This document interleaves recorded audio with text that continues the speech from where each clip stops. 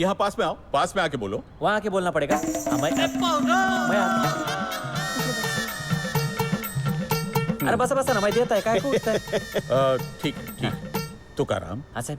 तुमको मालूम है यहाँ कानून की जबान चलती है? साहब मेरी जबान भी बहुत चलती है। हाँ, बहुत चलती है, मेरे को किसी का जबान लेने का जरूरत ही नहीं है। अच्छा ठीक है, ठीक है, ठीक है। वहाँ जाकर खड़े हो जाओ। वापस वहाँ जाने का है? वहाँ था तो आपने यहाँ बुला ले, यहाँ से वापस वहाँ भेज रहे साहब। सरकारी वकील के सामने खड़े होकर बोलो। हाँ, इधर और हिलाओ जबान। यहाँ खड़े हो, यहाँ। बस बस बस। मिलॉर्ड, दरअसल ये केस इन्होंने 2 साल पहले दर्ज किया था। इनका कहना है कि आगरा के पास इनकी कोई जमीन है जिसको इनके दादा से किसी ने छीन ली। दादा से नहीं, मेरे दादा के परदादा के परदादा के दादा से साहब। हाँ भैया, हाँ भैया, हाँ उसको छीन लिया। अब इनका ये कहना है मिलॉर्ड कि वो जमीन इन्हें वापस दिलवाई जाए। हाँ। भाई सबूत पेश करो और जमीन ले जाओ। अच्छा, अब तुम अदालत को बताओ कि तुम्हारी जमीन कहाँ है और किस इलाके में है। यमुना नदी के किनारे। मिलॉर्ड, यमुना नदी के किनारे जमीन है। अच्छा, कितनी जमीन है? 80 बीघा जमीन है साहब, 80 बीघा। साहब कैसा है, मैं थोड़ा हिल सकता है क्या? साहब कैसा है, 2 साल पहले हमने केस किया था साहब, 2 साल पहले। लेकिन हमारा फाइल भी बाकी सब फाइल की तरह बहुत सारा फाइल के नीचे दब के रह गया। तारीख पढ़ता था, मैं आता था, फिर तारीख पढ़ता था, मैं चला जाता था। मेरा हालत मतलब ना वो रबर का चेंडू होता है ना, चेंडू चेंडू क्या? चेंडू नहीं होता है क्या वो? चेंडू नहीं क्या, वो ऐसा ऐसा जाता है, सोड लेके जाते, धर लेके येता है। गेंद। हाँ, वैसा मेरा हालत हो गया साहब। 2 साल में ये कैलकुलेटर साहब। तुकाराम, कलेक्टर को कैलकुलेटर नहीं बोलते। अरे कलेक्टर साहब बोलो। अरे हाँ वही, 2 साल हो गया साहब, लेकिन किसी ने जानने का कोशिश नहीं किया कि जो जमीन पे मैंने केस किया है वो ताजमहल का ही जमीन है। तुमने ताजमहल पर केस कर दिया? हाँ साहब। वाह भाई वाह, तुम्हारी हिम्मत की तो दाद ही नहीं होगी। हाँ बढ़िया साहब। तुम्हें इसका सबूत पेश करना होगा। अरे साहब सबूत है ना, मेरे पास सबूत है, सब कागज पत्री सब है मेरे पास साहब। हाँ तो पेश करो। ए सुंदरी,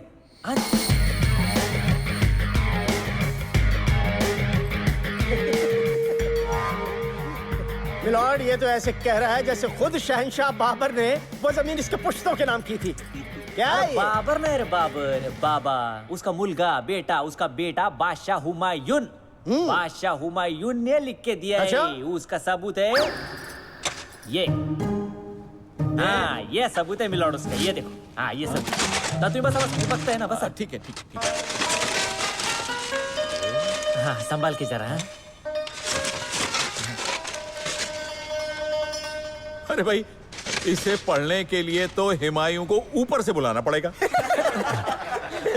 वो फारसी में लिखा है ना। ओ फारसी में।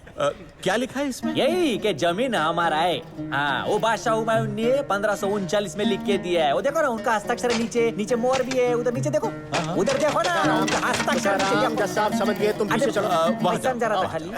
तुकाराम, हुमायूं ने तुम्हारे परदादा को वो जमीन लिख कर दी थी, ठीक? मिलॉर्ड, वकील साहब, एक बात समझ में नहीं आई। आप जरा सोचिए, हुमायूं जो है आगरा से निकला, वो महाराष्ट्र पहुंच गया।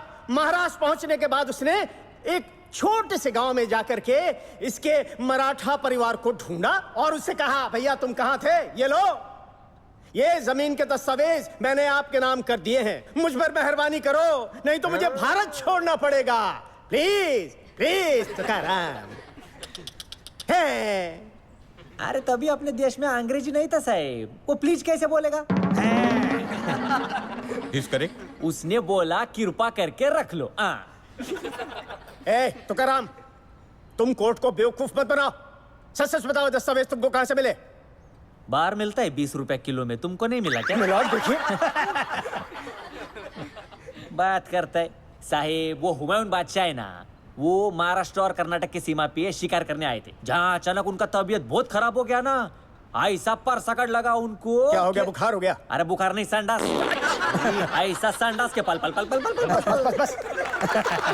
इतने हकीम आए, इतने वैद्य आए, पर ठीक ही नहीं हो रहे थे। हाँ, फिर मेरे दादा के परदादा के परदादा के दादा वहां पहुंचे और उन्होंने बादशाह हुमायूं को औषध की एक पुड़ी में ठीक कर दिया। एक पुड़िया औषध की ठीक कर दिया। बादशाह हुमायूं खुश हो गए और खुश होकर बोले, बोलो बोलो तुमको इनाम में क्या मांगता है, बोलो। हाँ, और तुम्हारे परदादा ने इनाम में ताजमहल मांग लिया है ना। मेल्याला समजतच नाही। ये काला कोट भाड़े का है क्या? क्यों? हुमायूं बादशाह के टाइम में ताजमहल था ही नहीं।